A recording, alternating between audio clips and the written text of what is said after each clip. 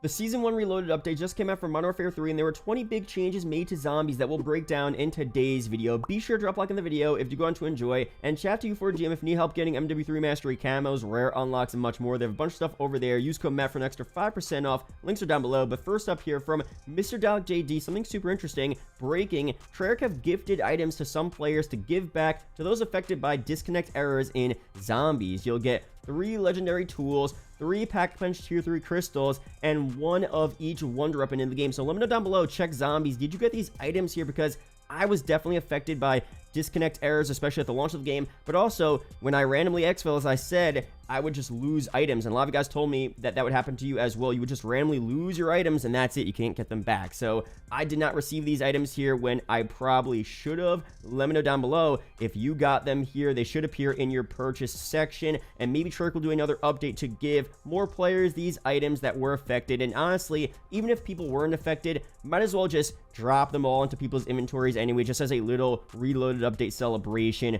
Why not? Now, there's also a theory that maybe people are getting this from completing the Dokkaebi boss fight as well, because Alec actually got this right after he completed the Dokkaebi boss fight. So maybe there's some confusion there, some glitches going on. Maybe you don't get it from the boss fight. Let me know down below. Right now, again, the boss fight seems to only give you some loot, and it's not even that good. It really is an underwhelming boss fight. I mean, the whole process is fun. I'll show some gameplay up on screen, but what you get in the end isn't really that exciting. There's no real reason to go back and do the boss fight, and as I said in the previous video, we thought maybe there would be a new schematic to unlock, and you could only get that schematic from completing Dokkaebi, maybe the blood burner schematic that got leaked out, but no, that's not in the game today. All you get from Dokkaebi is just some loot, and that's it. So it's a fun boss fight to do, but there's really no reason to ever do it again unless you're bored, right? So that's unfortunate there, and hopefully they just increase the loot you get from Dokkaebi, and honestly all other contracts as well in the game, especially tier 3 contracts. The loot you're getting from that,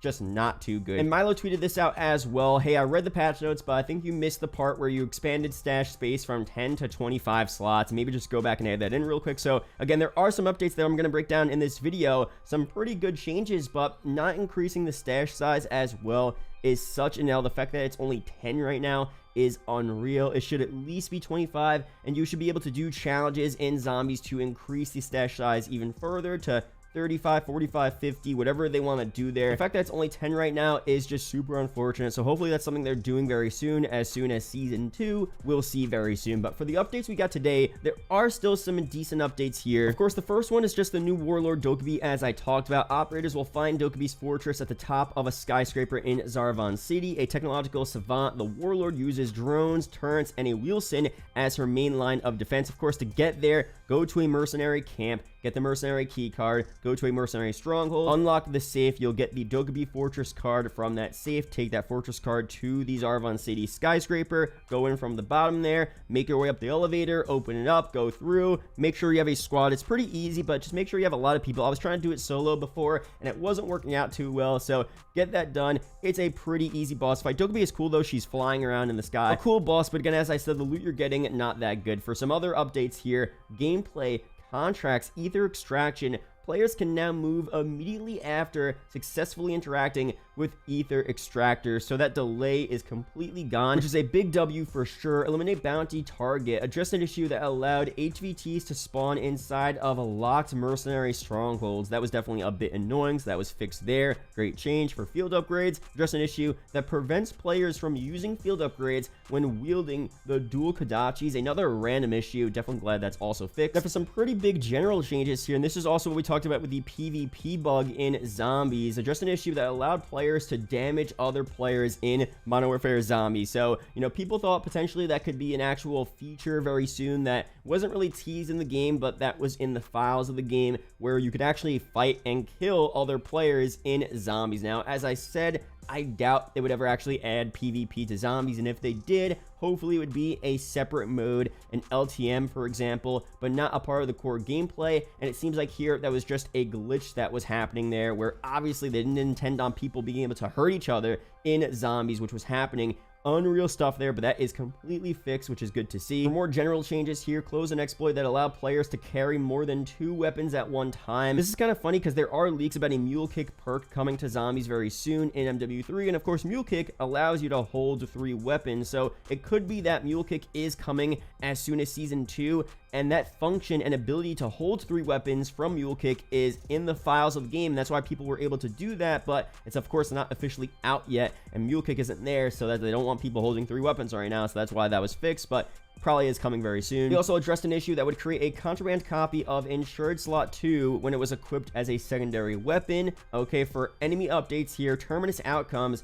Sentry turns. Sentry turns are now EMP'd when shot by the Stormender. So the Stormender, definitely pretty good against those sentries now, which is good to see. For ally updates here, Zombie Hellhounds, Friendly Pet Hellhounds will now heal newly added squad members. That's pretty cool. And Friendly Pet Hellhounds will now retain their name and level when traveling to the Dark Ether, which I thought should have been like that to begin with. So that's definitely a great change there. It's good to see. Sometimes they just wouldn't even appear, not just to not retain their name or level, they just wouldn't show up in the Dark Ether for me. So that's good to see that they're going to keep their name, their level there, right into the Dark Ether. For weapon updates here, Assault Rifles, the Ram 7 addressed an issue that prevented players from equipping the base Ram 7 weapon in the insured slot. For equipment updates here, tactical equipment, decoy grenades, increased decoy grenade duration from 6 to 8 seconds, which is back to what it was before, I'm pretty sure, which is definitely really good as well. Another big change here for Symbol Monkeys, increase the Symbol Monkey duration from 8.5 to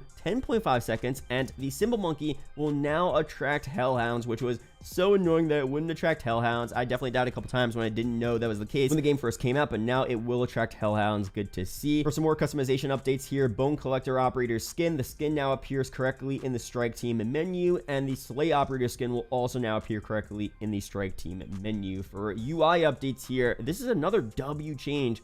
Leave squad. Players can now choose to leave their squad. So before, once you joined a random squad, you were kind of stuck there unless you got an invite to join another squad, but you can't just join a squad and then leave the squad if you don't want to be there anymore. You know what I mean? You kind of have to go through a little loophole there by joining another squad to leave. So you could technically leave, but now you have an option that literally says leave squad. So great change there. That should have been there at the launch of the game, honestly, but still is pretty cool to see. For mission progression notification updates here, players will now be notified of certain progression milestones when completing missions. So for example, a mission step that requires players to kill 50 enemies will now notify players at 10, 20, 30, and 40 kills. That's a pretty cool update, actually. For general here, just an issue that prevented players from being notified that they earn the House Cleaner coin card. And finally, stability updates here added various crash and stability fixes. So again, zombies, crashes, I feel like I've gotten a lot better, but people are still disconnecting, lagging, crashing, losing items as well. So hopefully that is all fixed very soon. And there were some rumors about potentially the tombstone